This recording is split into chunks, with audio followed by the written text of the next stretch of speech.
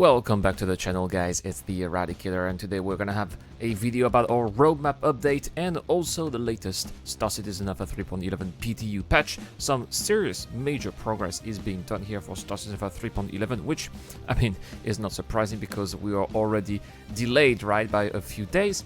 But I can totally imagine Wave 2 and Wave 3 coming in next week with a potential release as expected for the 10th of October, which is what Star Citizen Leaks has been talking about for quite some time, which would correspond to DigiCon. Guys, it's coming up in 1 week. Can't wait for what is going to be shown during that event. So here we go. First, let's talk about the roadmap and some interesting progress here being done for Star Citizen Alpha 3.11. Locations, we know everything is done. Gameplay, everything is completed.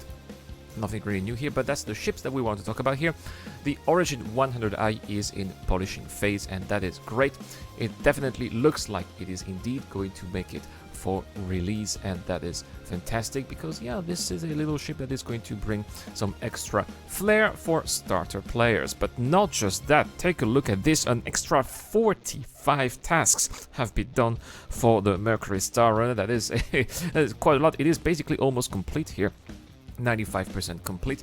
Being myself a Mercury StarRunner owner, I am extremely excited to see that, and it seems like that Star Citizen Alpha 3.11.x patch is going to come much sooner than expected.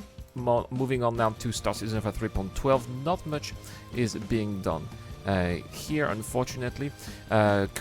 Station-based refining has had 4 extra tasks completed now at 53 tasks out of 68, and that's basically one extra task for station-based refining and 4 extra tasks done for object push and pull at 8 tasks out of 14, and that's pretty much it for Star Citizen Alpha 3.12. Not a lot of progress there. They're probably focusing on getting Star Citizen Alpha 3.11 live in the live servers as soon as possible, which is, you know, understandable, of course. We've also had a brand new Star Citizen Alpha 3.11 PTU patch, and the testing focus is still pretty much the same. Let's move on to the bug fixes, which in my opinion is the most interesting part of those patch reports. Ship pips should now display correctly when inside space station or green zones, of course, because there's still a couple of bugs left, right? Since previously it was impossible to fight in those green zones, now it is possible, and the devs are working as hard as possible to remove the barriers that used to be there to stop people from fighting. Now we are allowed to, and that is awesome. Players should no longer have a chance to spawn in a dead state, unable to interact or respawn. That is one game-breaking bug that is gone. Good news as well. AR trajectory should now display correctly when throwing grenades. I haven't had the chance to throw grenades yet, simply because I bought some grenades, and in the new PTU, pretty much everything, in the last patch, pretty much everything persisted except for grenades. For some reasons, I didn't have the grenades that I bought, and I was unable to try that, but this is something that I will be trying as early as I can in the near future. Players should no longer be able to change out any ship components and save changes to a ship that's currently in use. Charges should now be given to a player that rams and destroy another ship with players inside. It seems that pad ramming, or ramming in general, is finally working, at least according to this patch.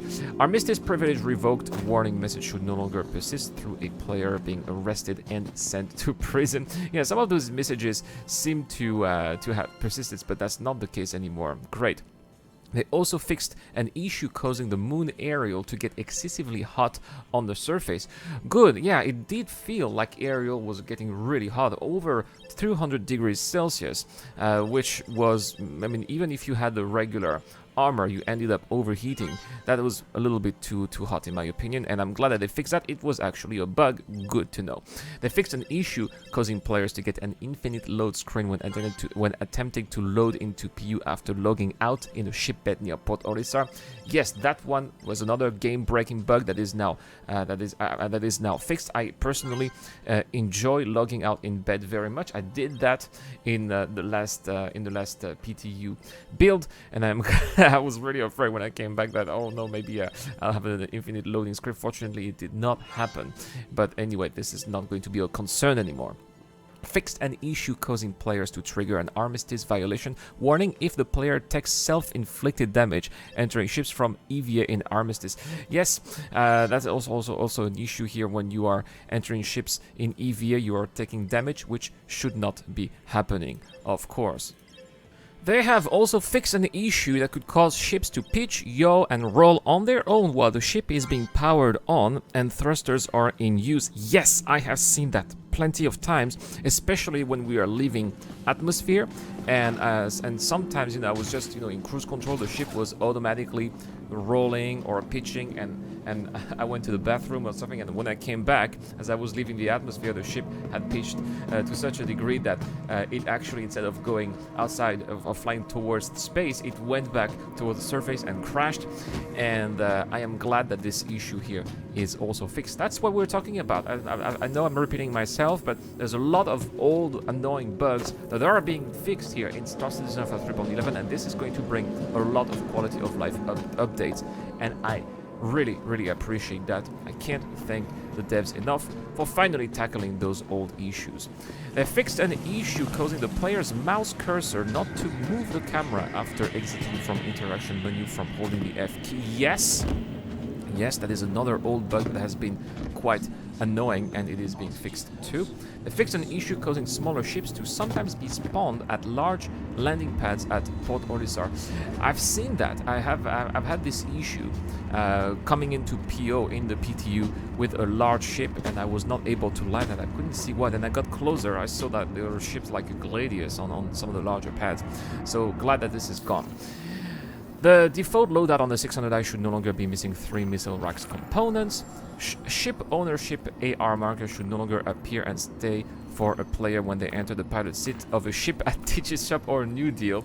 And selected com channel text visor UI should no longer be cut off. They fixed 6 client crashes, 8 server crashes. A couple of updates here regarding features. They adjusted spawning system for ROC and hand manables to make a variety of minerals more likely to spawn and make mining more on more inhospitable planets more profitable. Very nice. Very nice. We do need to have reasons to go to Ariel, to Aberdeen, and some of the less friendly places, so that we can have maybe some excitement to go there instead of some fear, maybe, or some reluctance. They reduced the number of cleanup immune vehicles per player from 3 to 2. Polish pass on force reaction G-force leans in larger ships to make them less severe. They re-implemented, listen to that guys, that's great. They re-implemented box all function to the updated inventory system, which means that now we'll be able to finally have our own boxes of stuff that we'll be able to sell at any of the kiosks. Awesome. And temporarily reverted countermeasure names back to Flare and Chaff, which I think should be the name. They should not be changing those names. That's what they are. They are Flares and they are Chaffs. We still have a couple of known issues, at least one of them being a game breaker. Listen to that. Players will be killed when walking to or from any of the landing pads at Port Olisar. Please avoid Port Olisar if possible. If you and you may have to recopy your account if you are stuck in a death loop. That's pretty bad. But again, it's still wave 1, right? So it's still expected to have game-breaking bugs there. The bartender will not play a wide line and will sometimes not serve the player when they approach. AI guards in hangars can be seen walking on the spot. What does that mean? They should be walking on the spot, right? I don't know what that means exactly. Some ships may still pitch down or turn sideways during the initial takeoff after being powered on. That seems to be a bug that is difficult to be tackled. Try to fix that, but it's still happening, it seems. Global chat is unavailable in Visor HUD. Players unable to use autoland within some hangars at New Babbage. Ships landed at Lorville cannot be stored, and all of the other bugs there are from previous patches. That's all here for this Star Citizen of the 3.11.0M and for this video as well. By the way, I am really pleased to see that the Mercury StarRunner is making some progress. Who knows, maybe it will come on time, since we are getting some delays, right? Maybe the Mercury StarRunner will get into pollution phase next week and will be ready for Star Citizen Alpha 3.11.0. I'm just getting my hopes a little bit high. I know that they said 3.11.x, but I don't know, it's already 95%. Who knows how complete it will be next week, right? And that's all for this video. Thank you so much for watching. Don't forget to hit the like and subscribe button if you want to support the channel. You can also hit the join button or join me on Patreon if you want to go the extra mile. Tomorrow, speaking of that, we're going to have our giveaway video, an exceptional giveaway where we'll be giving thanks to Buzz69 a talent track with lifetime insurance, and I'm also going to give away a rock and cutlass package with lifetime insurance too. And I'm going to unveil the giveaway for October, which will not disappoint you guys. It's going to be quite amazing. So stay tuned to the channel, and this is the Eradicator. I'll see you guys later.